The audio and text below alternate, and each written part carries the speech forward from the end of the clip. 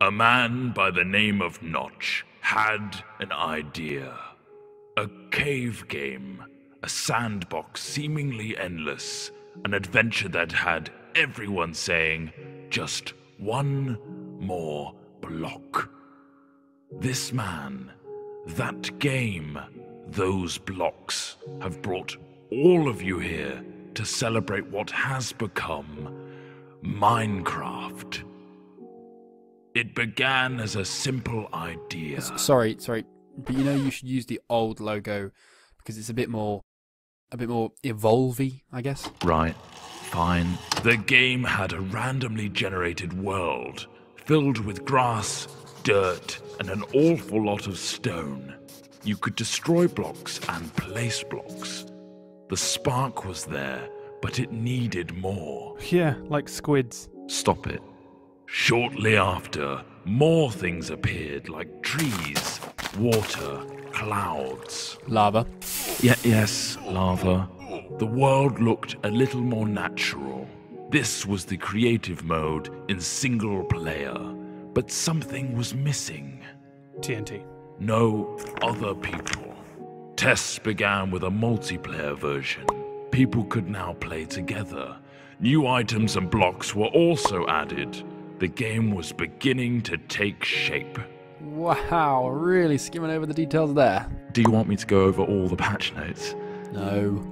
The wiki page won't load anyway. Moving on, the game now had multiplayer and creative single player.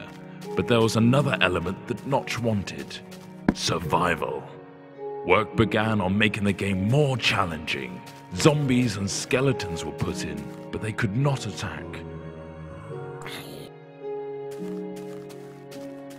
Sheep and pigs were added too. Whoa. Notch also fluffed the coding of the pig and it turned into a creeper. At this stage, this version of the game was labeled Classic. Classic. Brilliant. Then from Classic came the in-dev version. What on earth does that mean? No idea, not important. Dynamic lighting was put in, a new sound engine, and more importantly, crafting was introduced. Then came InfDev. Sorry, what? InfDev introduced a big feature to the world, infinite terrain. No longer was the player constrained to a square world, but now it stretched endlessly.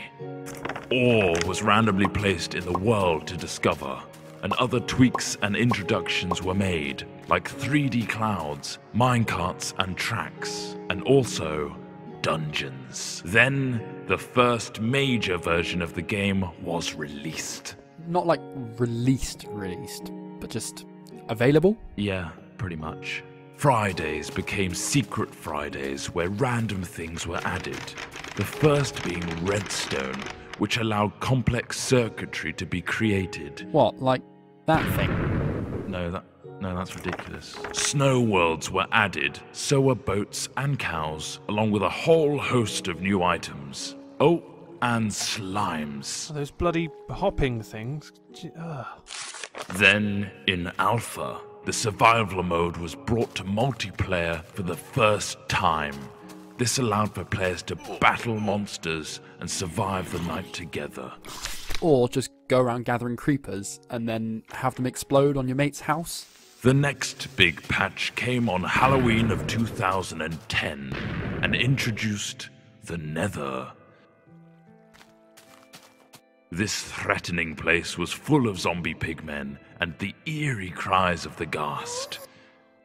Not to mention a considerable amount of lava. The game hit beta. Ta-da! Lots of new things were added in beta, like dispensers, note blocks, cake, redstone repeaters, and beds. The lighting also got a smooth upgrade. Wolves were now on the prowl, and you could tame one as a pet with a stash of bones. Weather was introduced, including snow, lightning storms, and rain. Oh, look how cute that wolf is shaking off the rain. Aw. We finally found ourselves in 1.6 with the introduction of maps. A new way to navigate the endless blocks of Minecraftia. things got pushy in 1.7 with pistons, leading to some clever contraptions. 1.8 gave vastly improved combat mechanics, allowing the player to sprint, draw back their bow, and land critical hits on their enemies. A new terrain generator was added, along with quirky NPC villages and mighty strongholds. And now comes the end. A true challenge awaits you in this unforgiving realm. But that is something you'll have to discover for yourself. The next page is yours.